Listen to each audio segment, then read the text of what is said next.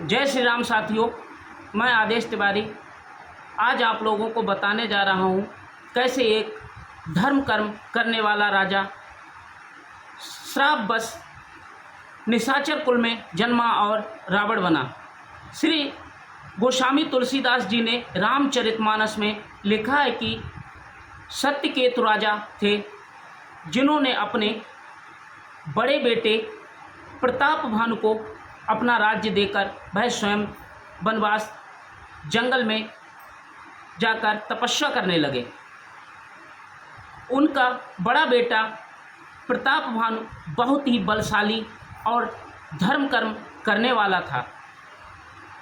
प्रताप भानु ने पूरे विश्व में समस्त राजाओं को जीत कर उन्हें दंडित कर उनसे कर वसूला और उन्हें छोड़ दिया।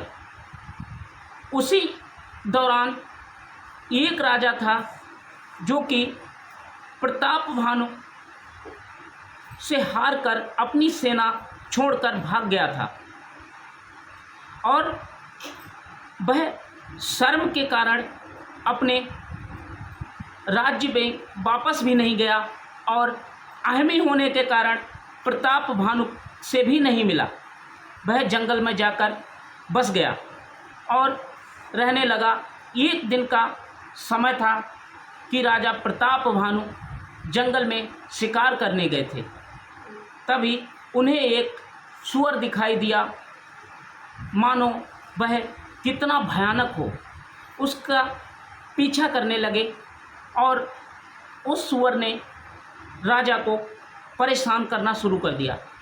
क्रोधित राजा ने उसका पीछा किया। पीछा करते करते शाम हो गई। राजा जो थे वह रास्ता भटक गए। रास्ता भटक कर उन्हें प्यास भी लग गई। तभी उन्हें जंगल में एक कुटिया दिखाई दी। उसमें वह पहुँचे और वहाँ वही कपटी राजा जो कि प्रताप भानु के से हार कर वन में चला आया था, वह संत के वेश में वहाँ रह रहा था। राजा को देखकर कपटी राजा वह पहचान गया, लेकिन प्रताप भानु उसे नहीं पहचान सके। प्रताप भानु ने उससे कहा कि उन्हें प्यास लगी है, पानी चाहिए। उसने बहुत ही सुंदर सरोवर दिखाया और उन्हें पानी पिलवाया। उसके बाद राजा ने चलने को कहा तो कपटी मुनि ने प्रताप भानु से कहा कि अब रात हो चुकी है, राजन आप हारे थके हुए हैं, यहीं विश्राम कर ले। रात्रि विश्राम मुनि के कहने पर प्रताप भानु करने लगे वहीं उसकी कुटिया पर। तब मुनि उन्हें सारी बातें बताने लगा और अपना वेश अपने सत्य के बारे में छिपाकर उन्हें संसार की बातें बताने लगा। राजा को अपनी बातों में फंसाकर मुनि ने बिल्कुल इस तरह प्रताप भानु को कर दिया कि प्रताप भानु उसके बस में हो गए, उसकी सारी बातें मानने लगे। जब प्रताप भानु ने मुनि का नाम पूछा तो उसने कहा कि उसका नाम एक तनु है। तब प्रताप भानु राजा ने कहा कि अपने नाम का अर्थ तो बताइए। तभी कपटी मुनि कहने लगा कि वह जब से संसार उत्पन्न हुआ है तब से एक ही बार जन्मा है, उसने दोबारा अभी तक कोई जन्म नहीं लिया, इसीलिए उसका नाम एक तनु है। तब राजा को संदेह हुआ। उन्होंने कहा कि ऐसा कैसे हो सकता है, जिस पर कपटी मुनि ने तमाम कथाएं कहीं, तमाम पुराण बातें बताईं। उसके बाद राजन उसकी बात मान गए। मेरा शरीर वृद्धावस्था, मृत्यु और दुख से रहित हो जाए, मुझे युद्ध में कोई जीत ना सके और पृथ्वी पर मेरा एक छत्र अखंड राज्य हो, तपस्वी ने कहा, हे राजन, ऐसा ही हो, पर एक बात कठिन है, उसे सुन लो। हे पृथ्वी के स्वामी, केवल ब्राह्मण कुल को छोड़कर काल भी तुम्हारे चरणों पर सिर नवाएगा। तब के बल से ब्राह्मण सदा बलवान रहते हैं, उनके क्रोध से रक्षा करने वाला कोई नहीं है।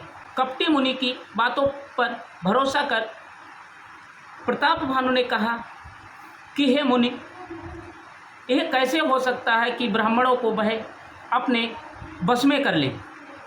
तो मुनि ने कहा कि वह ब्राह्मणों को अच्छा अच्छा भोजन कराएं और उन्हें प्रसन्न रखें, जिससे वह प्रसन्न रहेंगे आपसे और आपको कभी श्राप नहीं देंगे, जिससे कभी आपका विनाश नहीं होगा। राजन ने कहा कि हे मुनि, यह कब और किस समय संभव है। तब मुनि ने कहा कि यह अपने राज्य में जाकर किसी को मत बताना। एक समय मैं आपको संदेश भेजूंगा, उसी वक्त आप ब्राह्मणों को भोजन कराना।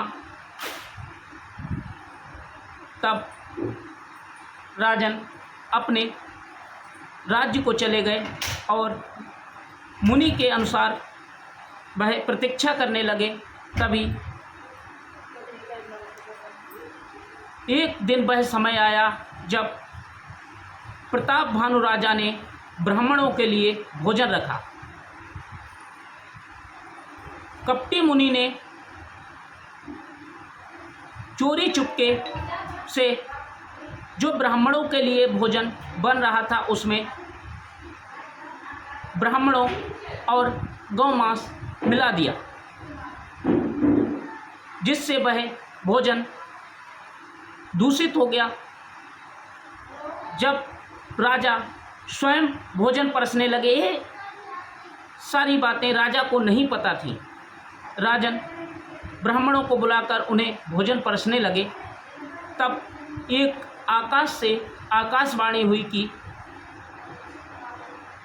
हे ब्राह्मणों, जो भोजन आप कर रहे हो उस बहुत दूषित है, ब्राह्मणों और गौमांस मिला है, आपके साथ छल हुआ है, इस भोजन को ग्रहण ना करें।